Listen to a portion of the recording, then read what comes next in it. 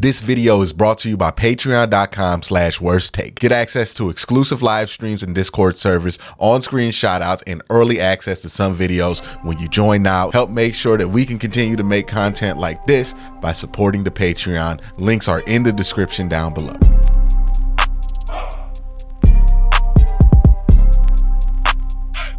Hey, it's that time of the week where we do the hot take show. This is the week where I go into the comment section, or the show of the week where I go into the comment section, see what everybody is saying and respond to it in kind. A lot of stuff to get through here. So let's just get started. We're going to start with this video, Baby Ramsey and Grant Delpit, where I gave them some love. Basher says Delpit turned into the player. We drafted him. He was awesome. He showed flashes last year, but now he's a legit beast. From the preseason, Juan Thorn looked great. Hopefully he returns for the Steelers, and it's looking like Juan Thornhill is going to play. He did practice earlier this week, so all good news on that front. By the way, shout out Basher. Look at that badge, bro. That's second level. I believe that's a 2 or 3 month badge. All right, my man's been here a minute. All right, Scully with the next comment that I'm going to be looking at. Delpit's athleticism and versatility allows the Browns to do whatever they want with personnel groupings. Covers up some of the structural weaknesses of the defense, makes it easier to disguise coverages. Martin Emerson plays with the kind of physicality that you want to see across the board from your defense. He's been extremely effective against those bigger wide receivers, which has given Ward trouble. He's a great fit for this week. I throw JOK in there as an X factor for this defense. Great speed and instincts, and with better defensive tackle play in front of him and a DC willing to unleash him, I expect him to grow leaps and bounds this year. I just hope Andrew Berry can find a way to keep all 3 of them around. It's funny, right? As much as people will swear to you, Andrew Berry can't draft. Somehow, with 2 first round picks, 1 top 10 in like his 4 drafts, there are already a bunch of guys who are like, man, can we keep him? Can we keep JOK? Can we keep Martin Emerson? Can we keep Grant Delpit? Can we keep Greg Newsome? Sounds like a guy who knows how to draft. So I would agree with you on that front. And Delpit, look, Delpit's ability to be flexible and versatile, athletic and physical, I think is one of the most important things in his game. Is huge for this team. And you combine that with the similar traits that you have from Martin Emerson, and those 2 players allow the Browns to do a whole lot of everything. Like the fact that they can keep Grant Delpit in the game, roll him down to linebacker, and play base with both Grant Delpit, and JOK out there as linebackers, plus having like either Taki or Anthony Walker at the mic. It's huge. That's huge, right? Because that allows you to pre-snap being base, post-snap you could be in nickel. Like you could just do a lot of things out there. You can only keep 5 in the box there and have Grant flash out the cover. You could do so much, man. So much. And if he plays at that level, if Martin Emerson plays at that level, I know that there's other good defenses out there. I think the 49ers have a great defense. If they're able to play at that level consistently, I don't think anybody can touch them. Truthfully. This next set of comments comes from my film breakdown about the offense. The Book of Kenny says, just like I thought, Watson was seeing the field well and was making the right reads. The mental part of his game is there. The weather clearly affected some of his throws. Burrow is the 2nd best QB in the league. Debatable. And even he was struggling to throw in this weather. Outside of his missed throw, Watson played fine. He wasn't perfect, but played good enough and still outplayed a top 5 quarterback. He'll be even better as the season progresses. Shout out to Coach Stefanski for play calling. Yeah, I think the weather, it was obvious the weather. Like, I don't even know why we're debating if it was the weather. We know that a lot of this stuff that we saw was the weather. He missed some throws. It was the weather. We've seen him make these throws in the camp periods, in the preseason, when there was no weather. Fine. Why do we think and then suddenly he misses these throws when both Joe Burrow's missing the throws too, and people are panicking?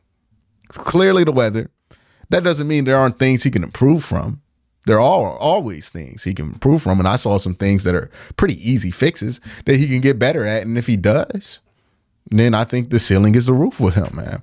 For real. All right, this next set of comments comes from Why Do the Browns Feel Different? It's a video I did with Cam Justice. Shout out to Cam. Mayman Media says Q is not playing. 2 to 3 a day. My morning coffee and QSPN have been my daily routine. I just want to, QSPN is a wildly creative word there. I might have to steal that one, Mayman. I might have to steal that one. QSPN, that is, I don't want to hype it up too much, but I feel like QSPN might be the best fan submitted nickname that I've heard. Like that's the one where I'm like, yeah, that might be it. That might be one. That might be one I have to use. So shout out to you, Mayman. Appreciate you and your creativity. That was a good one. I hope you understand that was a good one. QSPN, it still cracks me up to this day. All right. Corey Johnson says, I forgot the exact numbers on Monday Night Football in Pittsburgh. The Steelers are like 20-0 in their last 20 games on Monday Night Football. The last 19 times they played the Browns on Monday Night Football, they're 19-0. Time to break both streaks. And here's the thing to remember about all of these streaks when it includes Pittsburgh and the Cleveland Browns.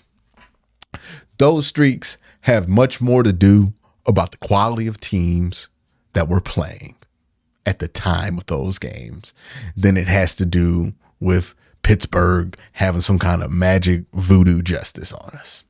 Right? Like, it has more to do with the fact that in the last 20 years, the Browns were sorry.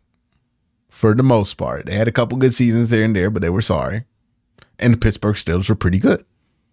Well, that might change soon. So if that changes, maybe new streaks come in place, right?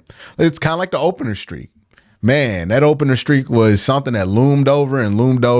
And then we realized, oh, it's because we stink. That's why we had to. It wasn't because we were cursed or incapable of doing it. It's because the teams just stunk before and weren't prepared. And we were moving it. Like, it's surprising to me that we acted like that opener streak could have been anything that was like mystical when it was obvious why the Browns sucked in the opener. They kept firing their coach every 2 years in that 20-year span. Like, what coach is going to be good on week one when they're new every 2 years? Like, what team's going to be good on week one when they're running out a new offense every other year? Seriously. That's why they sucked at week one for so long. It's not a mistake that they won the last opener before last week. They won with Butch Davis, who was around for a while. And the guy who broke that streak was Kevin Stefanski, a guy who had been around more than 2 years. I think that's obviously, like, we tend to pin some of these unfortunate Brown streaks on unfortunate Brown streaks, by the way. It's unfortunate phrasing. But we tend to phrase these unfortunate Cleveland Brown streaks on like mystical properties, when the reason these streaks exist are completely logical. The quarterback jersey. Oh, why can't we find a quarterback? Look at all them quarterbacks' names and tell me which ones were drafted in the top 5. 2, Baker Mayfield and Tim Couch.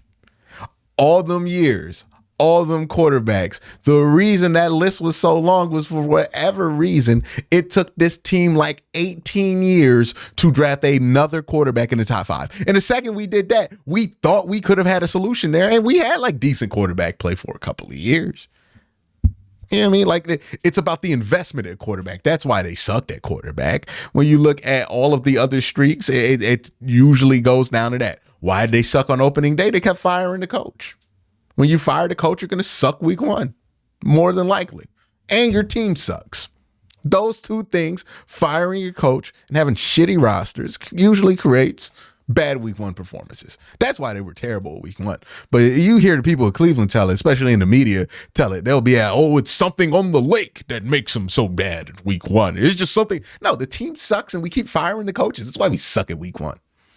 It's usually very logical why all of these bad streaks have happened. And it usually starts with, hey, we fire everybody every 2 years and the team has sucked for 20 years. Now the team doesn't suck, the roster's good, and the coach hasn't been fired in the last couple of years. So now we have some consistency and we're able to be ready for week one. What a world. What a world, right? That's just my 2 cents on how people act about some of these streaks. They're completely logical. They're completely reasonable. And the reason they exist is because, well, the team might have sucked and the coach changes all the time. When you stop doing that, it's amazing how many of these streaks just stop existing. Chris Gustafaro says, my biggest concern with DeJuan's matchup against Watt is how will he handle Watt's speed. I'm not going to be surprised if Watt gives up a sack to him, but my hope is that he uses his length to read. Yeah, I don't worry about him with Watt's speed because Watt's not like ball get off guy. He's not like super blow by guy. He can get there. If you get a bad step, he'll beat you. Like, he's not a slow poke out there by any means, and he's fairly quick, but he's not like ungodly Myles Garrett quick off the ball. I think like with DeJuan, I like the matchup. The length helps him. If TJ Watt gets past him, he's super long. I think he'll be fine. He'll struggle. He'll get a couple holds. He'll let a sack go by, but I think he'll be relatively fine. Like, it won't be a disaster, in my opinion. Browns concerns versus the Steelers. First one is the Book of Kenny. This week will tell us more about who the Browns are. They beat a team who almost made the Super Bowl 2 years in a row, but that was to be expected. Will the Browns stay motivated and show up versus the Steelers? Because if they repeat last week's performance, Pittsburgh stands no chance, or they will lose their focus and get beat by a far less talented Kenny Pickett. I'm not laughing because what you said is ridiculous. I'm laughing because what you said makes sense, but it's ridiculous to think about outside the context. Because basically what Kenny's saying is, hey, we don't struggle against Cincinnati. We struggle against Pittsburgh. Browns teams are usually defined by their ability to show up versus the Pittsburgh Steelers. And they usually have not been able to answer that call, especially in Pittsburgh. That's what Book of Kenny is saying, and that makes a ton of sense. But outside of that context, we do realize we're saying, hey, man, we expected to shut down Joe Burrow, T. Higgins, Jamar Chase, and Tyler Boyd. Probably the best offensive wide receiver quarterback combo you could have in the league. But man, oh man, what we about to do with Allen Robinson, George Pickens, and Kenny Pickett? Again. It's one of those things that, hey, if you're just thinking about this in the vacuum of the brands of the teams we're playing, it makes no sense. But if you look, it makes sense. But if you look at the rosters of the teams that we're talking about, it makes no sense. But I get I get what he's saying, and part of me agrees. Like, again, it's one of those, like, sometimes you could be emotional about the team, sometimes you could be logical, and there's room for both. As a sports fan, I just think that's one of those hilarious intersections where, like, it's 100% true if you're looking at it from like the emotional, more fan-sided approach from it. But if you're like reading that and you're in the Browns locker room and you're not invested in the brand of the Browns and the brand of the Bengals as much as a fan would be, you're like, dog, you think we could shut down Joe Burrow, Jamar Chase, and T. Higgins and Tyler Boyd, but you're like really sweating this Kenny Pickett game? That's got to be like a hilarious thing to read in that context. All right. My guy JL says, I think Kenny Pickett has a kind of sneaky mobility that you think the Browns defense could be susceptible to. That's true. I think if he's able to get first downs with his feet, able to open up some wiggle room for the Steelers outside zone, maybe he finds a deep shot in field. Linebackers get too focused on stopping that QB run. Yeah, I don't want Kenny Pickett to get comfortable. I want that Steelers offense to look like they did last week, and how you make that happen is you close the middle of the field and you never allow Kenny Pickett to get comfortable. If you do that, I think he'll be fine. Next question. Well, not questions. Next hot takes come from the Browns. How do the Browns beat the Steelers? Hot take video with Jake Burns.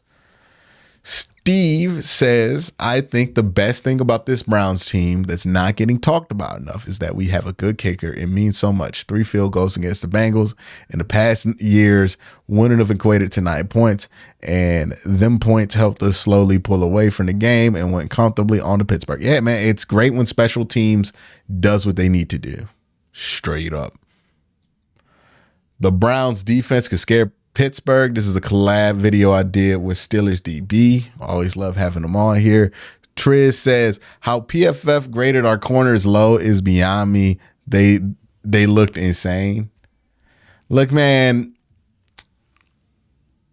people have always been skeptical of PFF grades. I think look, PFF has a process. You know what the process in general is, but they don't really share the details of that process. And, sometimes I would like to know. I would like to know why they graded somebody, what they graded them. And I'm going to be honest, the last few years, I don't know if it's because they're expanding what they're doing and they need more and more graders, but the grades have gotten more erratic. They've become a lot less reliable. And the arguments for PFF grades being full of shit are better than they've ever been. That being said, sometimes it can help you just kind of like, okay, they thought it was a bad game. Let me highlight something in tape so I can see if it was. It's a Wikipedia page to me. But yeah, these PFF grades were trash, disrespectful, to be honest. And it's like when you have somebody as controversial as Deshaun Watson on your team, and so many people are actively like not even hiding their desire for the Cleveland Browns not to be good, not because they thought the Browns weren't going to be good, because they just don't want the Browns to be good. It makes you wonder if that's starting to affect these PFF grades, because more and more these grades feel like confirmation bias for PFF, not actual observations. And maybe it's always been that way, but it feels that way, especially recently. But that's going to be it for the hot takes. Let me know what you think in the comment section below. You guys have a great day. Have you a better night.